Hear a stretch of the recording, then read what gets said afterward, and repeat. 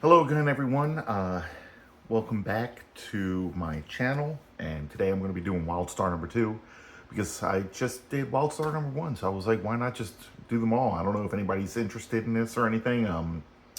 You know, I know I get caught up in these other things where I make these rants. I don't know if people like looking at bad comics more than good comics or what the deal is. I know that Image was the biggest when they were around, and that's what people, were really into. And if you review Image books, people, jump on that for the most part. But it's usually more with the founding fathers than it is with anybody else.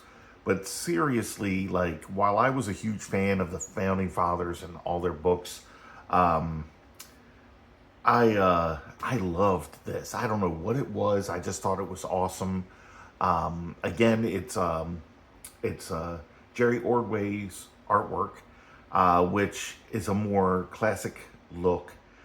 But I was 100% into it. I loved it. I thought it was awesome. So anyway, Wildstar number 2, okay? And we're gonna open on this fucking awesome splash page. Look at this thing. First of all, I am 110% into the coloring, okay? I thought the coloring on this book was awesome. I thought a lot of the character designs were okay. I love Wildstar. I love this thing here, right? This giant mutant orc thing or whatever is freaking gorgeous, okay? Some of the other outfits for some of the other guys were a bit dated, if you would. Okay, but again, we have Al Gordon, who's the co-creator, writer, and anchor of the book. We have Jerry Ordway, who's the co-creator and penciler, Ruben Rude, colorist. Okay. Now, what we're gonna have here is just some silent stuff going on, right? We've got Wildstar fighting this big green orc dude or whatever, and Wildstar pulls back, and this guy's like, "Oh shit, I'm about to get pow!" And there it is. He hits him, knocks him out. Then he gets attacked by Future Tank, right? So he jumps up to the Future Tank and he grabs the barrel, bends it back, ends up shooting itself, blowing up, shooting him to the side. Then we have these flying things coming in and shooting him, and he has to jump and get Mickey out of the way before Mickey dies. So apparently Mickey is here as well, because at first we're getting the impression that this is the future, right? This is the future that he lives in, and that's why all of these things are around here. But he grabs Mickey and they start climbing, jumps up to this thing, jumps through it actually, right? Taking it down. Apparently he's got super strength, which is most likely from this symbiote that he's wearing. Okay. One of the guns gets him, and it's pretty bad. I don't know how much armor this thing provides, but that is definitely some entrails hanging out there. And then he gets sucked into the turbine here, and just as he's about to fly into it, his starfish thing looks like it's trying to help, right, to stop him from getting sucked into this turbine, but he takes it and rips it off and launches it out, I guess in an attempt to save it, while he gets sucked in and blows up this ship here. And then he just wakes up in this car screaming no, and Mickey has to screech to a halt on the side of the road. And basically, Mickey's like, "What the hell is going on here?" And he's like, "What? I must have had a bad dream." And Mickey's like, "Yeah, and it must have been quick too, because you were in mid sentence when you like doze off, and and this happened." So Wildstar here is like kind of trying to tell Mickey what's going on. And of course, Mickey's not really going to believe any of it. But he also seems to have a ton of information about Mickey himself. And he keeps pointing that out, I guess, in a way to earn trust from Mickey.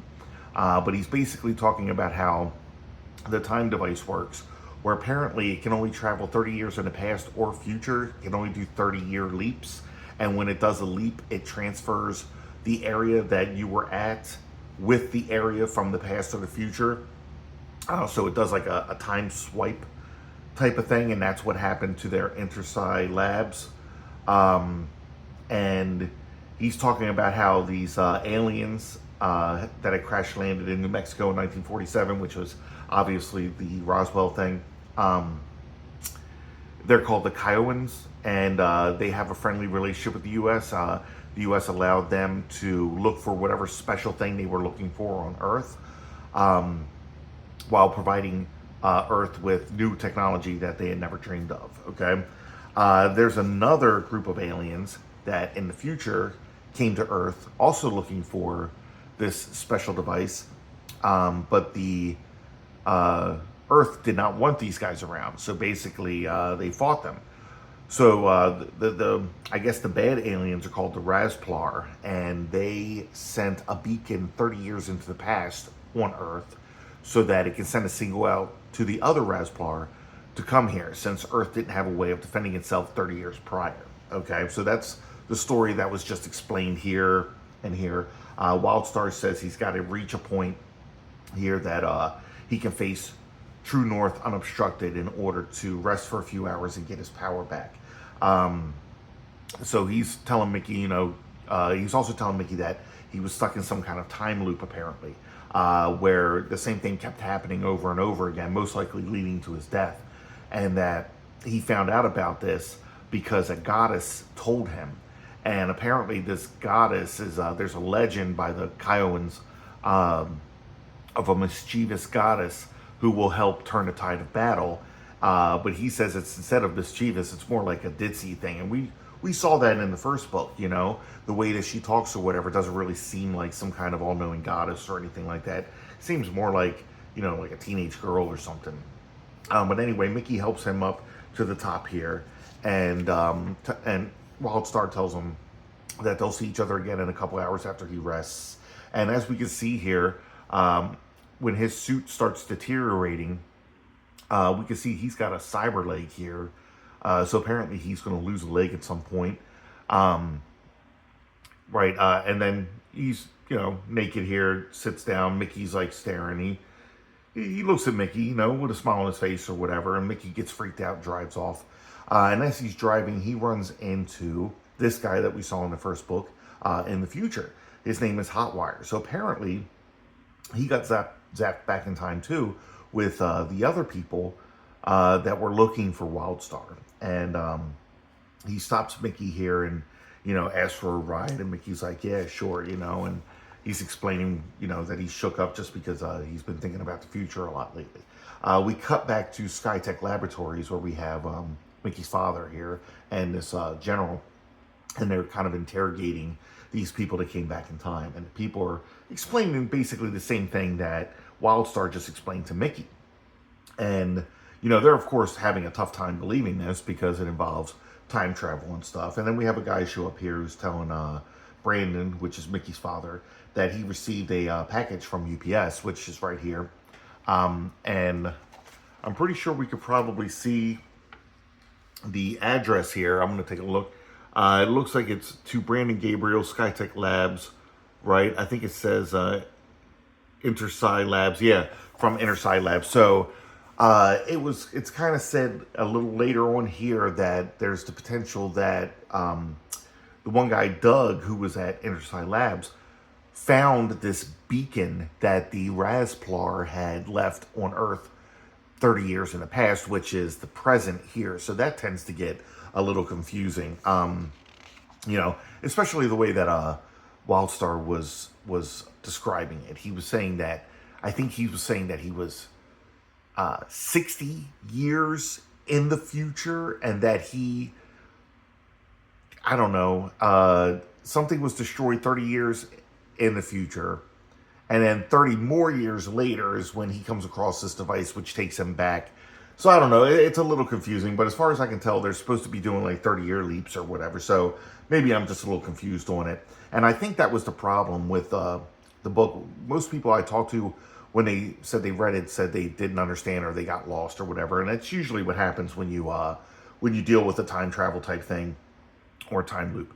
So Mickey ends up showing up, and everybody's just surprised, and they're like, dude, where have you been? And he's like, oh, I went to go check out the perimeter and everything, and I guess I lost track of time, but apparently it had been 12 hours since that happened.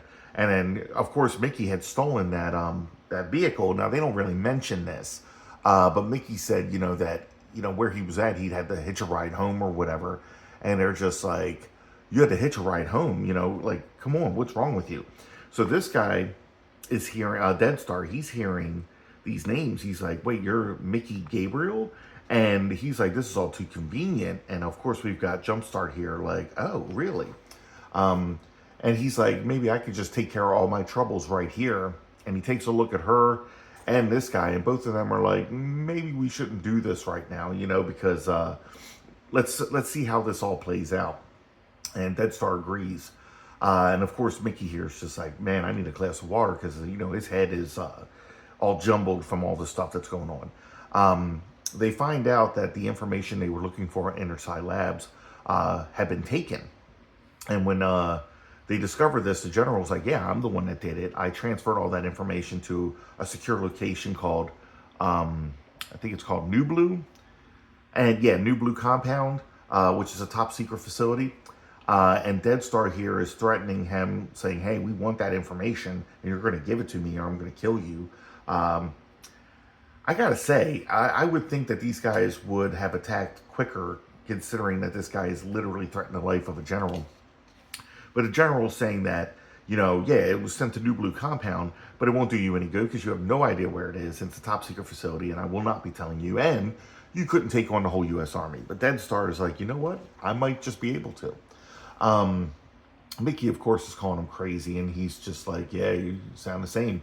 Which leads me to believe that Mickey here is it's the young Wildstar, that at one point he'll become Wildstar. But it gets a little confusing there because like all the hints are there, but then it also seems like Wildstar doesn't remember a lot concerning Mickey. I'm not sure.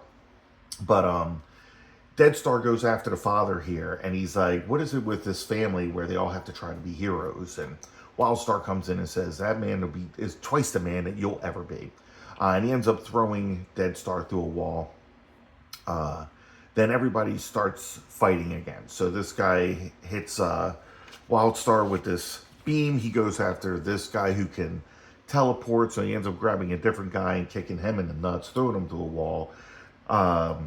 She gives him the cold shoulder, and I can't remember what her name is, but she is, Free Zone is her name. So she ends up freezing this other guy here who was also trying to hit Wildstar. He just gets out of the way. Jumpstart here does something to the general. Is she electrically zapping him? That's what it looks like from the sound effect. She seems to be enjoying it. They stop her from doing it. Mickey tackles her, and of course she's got to give, he calls her a bimboy too. I find that to be hilarious. But she gives the same kind of remarks that she's been doing. She's like, I always figured you to be into the rough stuff, you know? She sexualizes everything, and it's, you know, it's her character, you know? Wildstar grabs Mickey and Brandon and starts running for the door where Dead Star gets in the way, but that doesn't matter because apparently with Wildstar being recharged, he's pretty powerful. So he just plows right through them and takes them outside, taking care of any of the stragglers that are still around. And then he grabs Mickey and he's like, okay, you're going to want to hold on tight for this. We're going to go to New Blue Installation. And he's like, well, how the hell are we going to do that? And they take off flying. So they fly away while the general is letting New Blue Station know that they're going to have some pretty powerful visitors and they need to be on guard.